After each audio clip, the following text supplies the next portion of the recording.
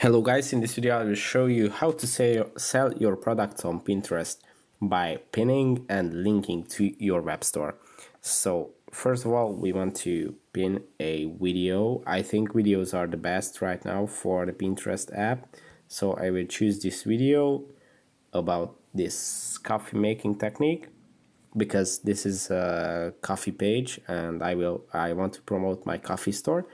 And then after you decide on the title and description, which you will do, you can click on the destination website, add menu, and here you can add your website link and then go add link.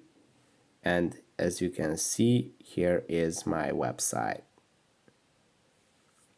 This is our store with our coffee merchandise.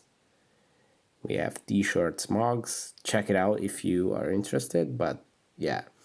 And that's it. Then you publish your pin to your board.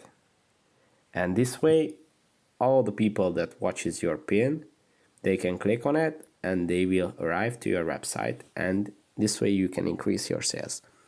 I hope this video helped you. Please subscribe if it did and see you in the next one. Go and drink a coffee. Bye.